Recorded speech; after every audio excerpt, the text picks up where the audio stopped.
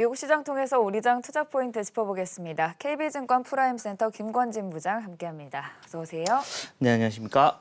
네, 10일에 있을 CPI 결과를 앞두고 오늘도 시장은 조용하게 흘러갔습니다. 그 가운데에서도 상승한 업종들 첫 번째 이슈부터 얘기 나눠보도록 하겠습니다. 아마존은 2% 상승을 했는데요. 일단은 글로벌 IB들이 계속해서 긍정적인 전망을 소매 업종에 대해서 내놓고 있는 가운데 아마존이 이제 미국의 인구 85%가 사용할 정도로 유통업계 입지도 강화하고 있다고 합니다. 사실 오늘 스티치픽스부터 소매 업종들 실적도 계속 잘 나와주고 있는 상황에서 아마존에 대한 이런 긍정적인 전망 시장에는 또 어떻게 영향을 미칠 것으로 보이나요?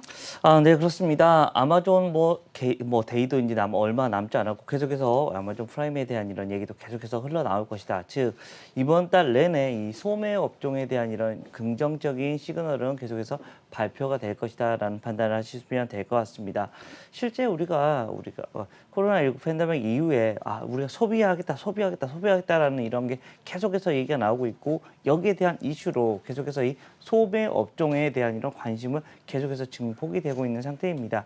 사실 코로나19 상태에서도 아마존 같은 경우는 어차피 온라인으로 택배를 시키는 거니까 아주 좋았다라는 거. 그런데 끝나고 나서도 이러한 현상은 계속해서 이어질 것이다라는 겁니다.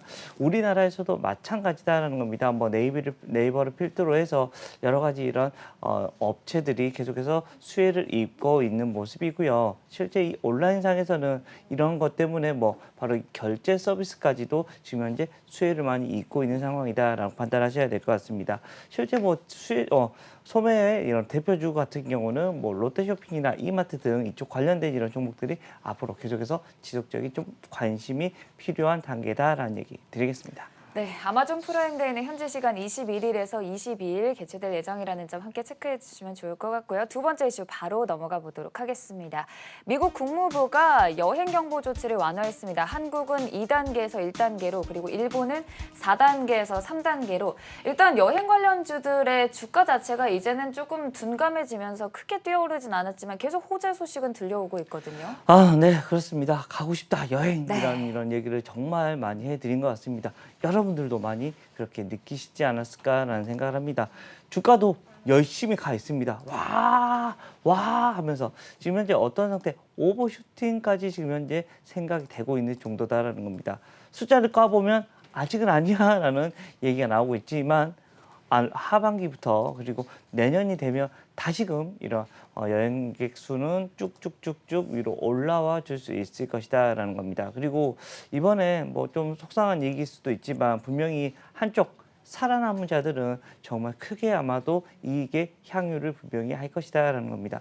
우후죽순처럼 생겼던 여행사들이 많이 사라졌습니다. 이번 기회로 인해서. 그래서 살아남은 하나투어, 모두투어 같은 이런 회사들은 한 단계 더 레벨업이 될 수 있는 이런 MS가 더 높이 올라갈 수 있는 모습이 나타날 수 있을 것이다 라는 얘기를 해드리겠습니다.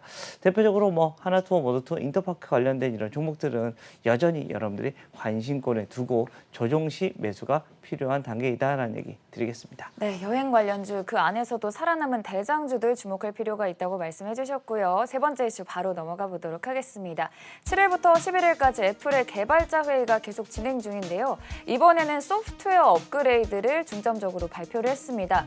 일단 소프트웨어 업그레이드 여러 부분이 내용이 전해졌지만 글로벌 IB들의 호평이 잇따르고 있는 상황이란 말이죠. 네, 호평이 잇따르고 네. 있다라는 얘기를 해드리겠습니다. 실제 호평이 계속해서 나면서 애플이 계속해서 발전을 하고 있는 것입니다. 애플 같은 경우가 이제 실제로 하드웨어보다는 이제는 소프트웨어 쪽으로 좀 가보자라는 거 훨씬 더 좀 빠른 이런 시스템이나 우리가 편한 이런 시스템으로 가보겠다라는 이런 분위기가 계속해서 관측이 되고 있는 것이다라는 얘기를 해드리겠습니다. 실제 우리가 하드웨어적인 것은 추가적으로 어떤 게 할 수 있을까라는 이런 고민을 합니다. 그래서 새로운 단어, 새로운 것에 대한 이런 얘기가 계속해서 나타나고 있다는 겁니다. 대표적으로 LG 이노텍과 BH 슈피겐 코리아 같은 이런 외관 관련된 이런 종목들도 이 애플 관련된 이런 종목으로 얘기를 할 수가 있고요. 또 소프트웨어 쪽은 계속해서 여러분들 무궁무진하게 계속해서 새로운 이런 업체들 형태들이 나타날 수가 있다라는 판단하시면 될 것 같습니다. 네, 프레 OS 업데이트는 늦여름 그리고 가을쯤에 새로운 기기와 함께 결합되며 더욱더 긍정적일 것이라는 전망이 우세한 상황입니다. 자, 그럼 마지막으로 오늘 장 관심주 바로 넘어가 보도록 하겠습니다. 오늘 장 관심주는 레고캠바이오예요. 사실 지난해는 방송에서도 많이 얘기가 나왔었는데 이번에 다시 어떤 부분 좋게 보시나요? 네, 그렇습니다. 조만간 중국 쪽에서 조만간 이런 임상 결과가 발표가 될 겁니다. 네. 그리고 일상 쪽이니까 아마도 잘 나올 겁니다. 대부분 우리가 2상까지는 그나마 괜찮다가 3상에서 무너지는 경우가 많기 때문에 여러분들이 바이오주를 좀 투자를 하실 때는 어렵긴 하지만 2상까지 전까지는 여러분들이 조금 그때 매매를 하시는 게 맞지 않나라는 생각을 하고요. 실제 중국 임상에 대한 이런 얘기가 나올 거고요. 그리고한 또 기술 수출되어 있던 이런 약제들이 생각보다 많습니다. 이게 실제로 임상에 개시가 된다라는 게 이제 조만간 들려올 확률이 좀 높아 보인다라는 겁니다. 그래서 올 하반기에 놓치지 않을 거예요 해야 되는 이런 대표적인 이런 제약 바이오 관련된 주식이 될 수 있을 것 같습니다. 지금 최근에 제약 바이오 관련된 주식들이 별로 좋지 않았습니다. 그렇지만 이 종목은 아마도 좀 중장기적으로 가져가 봐도 그 긍정적인 모습이 나타나 줄 수 있지 않을까라는 이런 기대감. 이거는 성장주의 이런 하나의 일환으로 여러분들이 판단하시면 될 것 같다라는 얘기 드리겠습니다. 네, 레고캠바이오 올해 들어서는 계속 주가 자체가 크게 부진한 흐름 보였는데요. 임상에 대한 기대감과 함께 반등에 대한 전망 말씀해 주셨습니다.